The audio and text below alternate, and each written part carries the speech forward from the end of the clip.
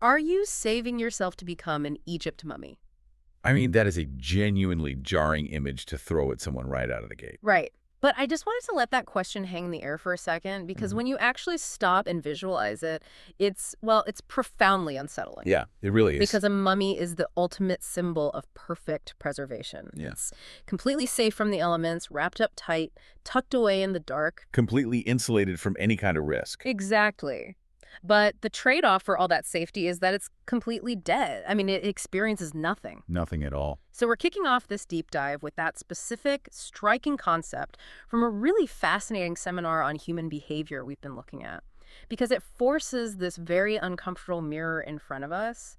Like, why do we expend so much energy keeping our potential perfectly preserved and, entirely unused? Which is really the central mission of our discussion today. Yeah. We're looking at the psychology of belief systems. The actual mechanics of it. Right, the mechanical steps required to bridge that massive gap between having a goal in your head and actually realizing it in the physical world. This isn't about vague theories of positive thinking. Oh, definitely not. We're breaking down the cognitive barriers that keep you safely embalmed, basically. We'll explore how to ruthlessly audit your internal database, replace passive daydreaming with visceral psychological anchors, and prioritize the kind of consistent action that actually forces reality to bend to your intentions. And I want to speak directly to you, the listener, right now, because whether you are trying to launch a startup, pivot your career, or honestly just break out of a stagnant daily routine, you have inevitably hit a wall. We all have. Exactly. Mhm. And the invisible barrier you keep slamming into isn't a lack of talent or funding or time. It is literally your own subconscious database. And that database analogy is probably the most accurate way to understand human behavior. It makes so much sense when you really break it down. It does. Think about a computer. It doesn't judge the code you write. It doesn't say, this is a terrible piece of software, I'm not going to run it. Right. It just does what it's told. Exactly. It just executes the commands it's been given. Your mind operates on that exact same principle. So whatever is currently working out well in your life right now is a direct product of the code in your internal belief system. But the flip side of that equation is, well, it's a tough pill to swallow. Oh, absolutely. Because that means whatever is consistently failing in your life, the relationships that keep falling apart, the career that won't take off, the chronic stress that is also being flawlessly executed by that exact same database. Yeah, your subconscious is just running the script. It's producing the exact output it was programmed to produce. And here's the psychological revelation that really, I think, shifts the whole paradigm. When you audit that code, when you look at those loud internal voices that say, I'm terrible at public speaking, or starting a business is way too risky, You realize something crazy. you do. You realize that the vast majority of those limiting beliefs aren't even yours. They are entirely borrowed. This completely blew my mind. We are literally walking around running on bootleg software. Precisely. We inherit these limitations from parents, from teachers, older siblings. You know, imagine a parent who wanted to start a business. They tried once, got scared, and failed. Right. To protect their ego, they don't say, I lack the skills at the time. They say, the economy is rigged, business is impossible. And as a kid, you don't have a filter for that. Exactly. As a child, you absorb that not as an opinion, but as a generational statement of empirical fact. There's this brilliant childhood anecdote in the material that illustrates the mechanics of how this gets hard-coded. It's about an 8-year-old girl learning to ride a kinetic Honda scooter in India. Oh, I love this example. It's so good. So an 8-year-old is tiny. Her sheet couldn't even reach the ground. She gets on the scooter. She immediately falls, gets all bruised up. And her first reaction is, I'm too small. I can't do this. Which, to be fair, is a completely rational, logical conclusion for a child's brain to make after experiencing physical pain. Totally rational. But the intervention from her father in that specific moment is what dictates her entire psychological future. That's the turning point. Right. Instead of agreeing with her, pulling her off the bike and confirming her limitation, he sits behind her. He tells her to just hold the handle, look forward, and trust that he won't let her fall. He actively overwrote her panicked code with a belief of capability. Yes. And because of that intervention, she learned to ride the scooter in a single day. I mean, shortly after, her father was sending this tiny 8-year-old girl off to buy petrol all by herself. The neuroplasticity of that moment is what we really need to focus on. Because he didn't just teach her how to ride a scooter. He changed everything. He fundamentally altered her baseline relationship with fear and learning new skills. Yeah, the long-term ripple effect is huge. Fast forward years later, she's 24 years old and deciding to learn how to drive a manual car. Which most people approach with massive anxiety. Exactly. First time driving a car, you're terrified. But her foundational belief was already set. She didn't feel fear. Her internal dialogue was simply, I already know how to master a vehicle. I just need to learn what the pedals do and I'll be fine. But consider the alternative timeline there.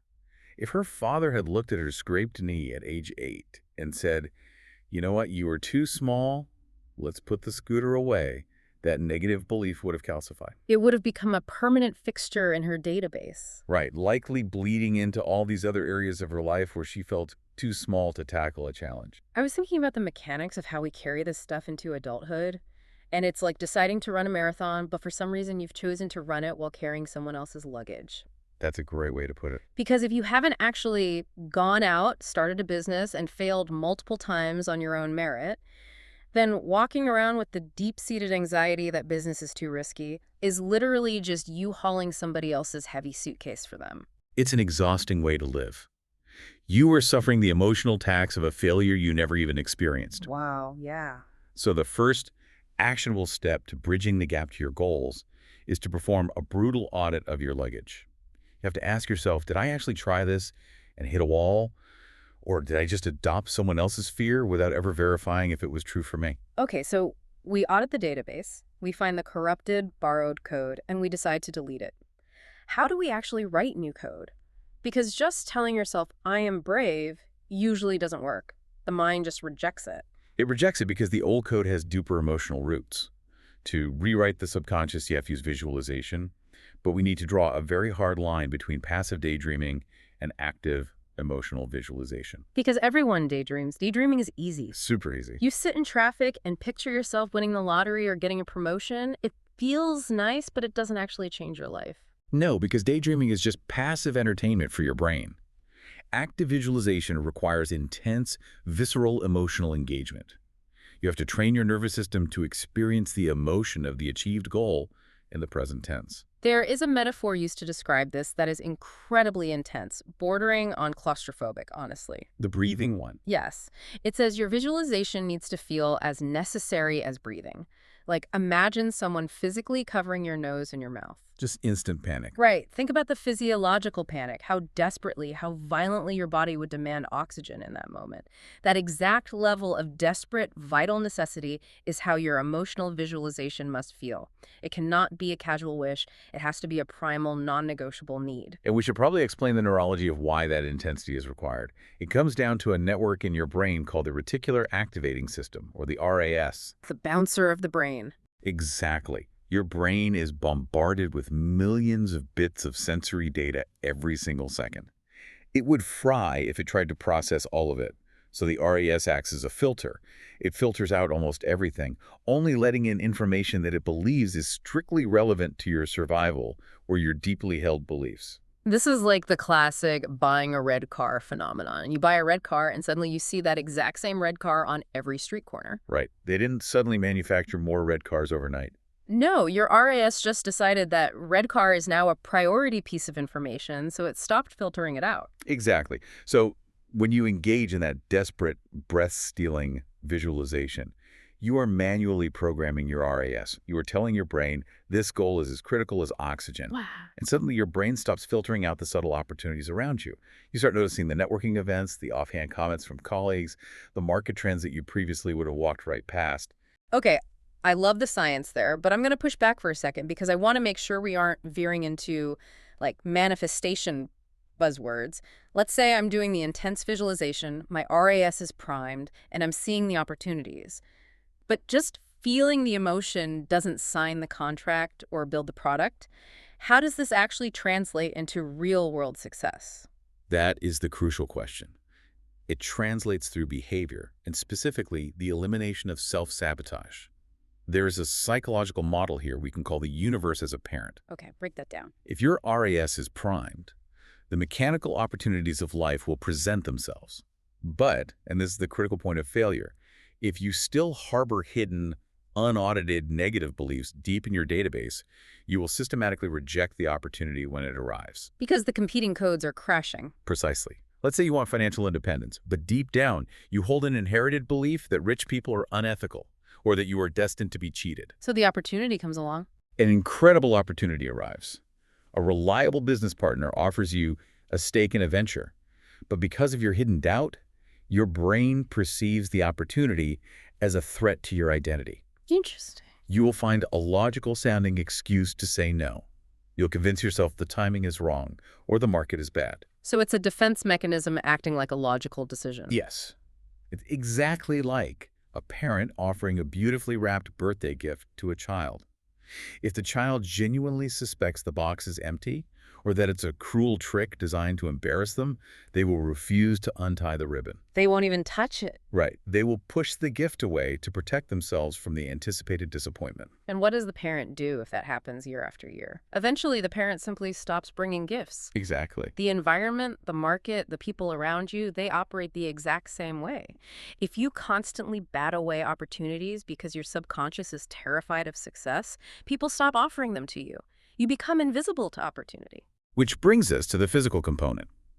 Emotion and visualization prime your brain to see the gift. Doing the internal audit ensures you don't reject the gift. But you still have to physically reach out, untie the ribbon, and open the box. Action. Action. We have to talk about aligning daily physical actions with these visualized goals, because without physical action, visualization isn't a strategy, it's just a hallucination. And this requires dismantling what we can call the motivation myth. Most people wait around to feel inspired before they take action. They think motivation precedes behavior. Right, like they need to feel ready. But psychologically, inspiration is strictly short-term. It's a spark, not the engine. The actual formula for long-term behavioral change is that momentum equals consistency. You have to consciously take action, regardless of how you feel on a random Tuesday morning. The material we are looking at mentions specific, rigorous actions like practicing graphotherapy, which involves deliberate handwriting exercises, or attending structured community calls to build accountability. Let's look at the mechanism behind something like graphotherapy, because it sounds strange at first. Yeah, why would changing how you cross your T's alter your mindset? It comes back to the brain. Handwriting is a complex neuromotor skill. It engages the motor cortex, the visual processing centers, and the language centers simultaneously. By forcing yourself to adopt a new, deliberate physical pattern in your writing every single day, you are essentially forcing your brain to build new neural pathways. So it's a physical repetition that demands cognitive discipline. Yes, It's so- grounded in physiology. And the grounded nature of that action is the perfect contrast to a hilarious but incredibly firm warning we need to highlight from the source. Oh, I know what you're going to say. The warning against social media pseudoscience. Yes. The pink pen phenomenon. It is rampant online right now. Influencers looking into the camera and telling you that if you write your financial goals with a pink pen or a green pen and shove the paper under your pillow while you sleep, Or clip it to your hair. right, clip it to your hair, the universe will just magically manifest wealth into your bank account. And the instruction here is delightfully blunt. If someone tells you to do this, unfollow them immediately. It is a necessary warning because it perfectly highlights the difference between grounded psychological action and absolute gullibility. Yeah, magical thinking does not rewrite your subconscious database. Hoping the ink color under your pillow will do the work for you is the ultimate abdication of responsibility. But wait, let's play devil's advocate here, because after tearing down the pink pen under the pillow, there is a deep dive into defending traditional, seemingly arbitrary rituals, specifically the daily morning ritual of drawing a rangoli. Right, the traditional Indian geometric floor art created with colored powders. Exactly. If we are being strictly scientific, aren't a magical pink pen and a morning floor drawing basically the exact same flavor of magical thinking? On the surface, it's a fair comparison, but the psychological breakdown reveals a massive difference. The defense of the Rangoli isn't based on the idea that the colored powder summons wealth. It's defended because it operates as a deeply functional behavioral anchor. A behavioral anchor. Okay, break that down for me. Think about the physical and mental requirements of the ritual. First, drawing a complex geometric pattern first thing in the morning forces a strict routine. You cannot wake up sluggish and scroll on your phone for an hour in bed. You have to physically get up. You have to get up, move your body, and engage your spatial awareness. Second, it creates an immediate closed dopamine loop. You engage in a creative act, you step back, and you experience the satisfaction of having brought order and beauty into your environment before, like 8:00 a.m. So it's about establishing an internal locus of control right at the start of your day. Exactly. And culturally, it served a vital mental health function. Historically, it provided a structured daily outlet to preserve creativity, mental well-being, and mindfulness in environments that were often highly restrictive. So the difference between the pink pen and the Rangoli is self-awareness and mechanism. Basically. The pink pen relies on external magic to save you. The Rangoli relies on internal discipline to ground you. Action must always be grounded in knowing why it works for you. You cannot confuse your variables. Give me an example of that. Well, if you start a new journaling habit to improve your mindset, but you also happen to start jogging 3 miles a day, and a month later you feel incredible and lose 5 pounds, don't credit the journaling for the weight loss. Right, obviously. You have to possess the self-awareness to know exactly which physical actions are producing which physiological and psychological results. Okay, so let's put the pieces together. The listener has done the heavy lifting. They've audited the database and dropped the borrowed luggage. Yep. They are visualizing their goals with breath-stealing emotional intensity to prime their RAS. They are taking grounded, consistent action and rejecting the quick fixes. They are doing everything right. What happens next? Next comes the friction. The friction. Because the moment you change your behavior, you disrupt the ecosystem around you. And the rest of the world will inevitably try to pull you back to baseline. The critics. Because taking action makes you visible, and visibility is a magnet for criticism. It always is.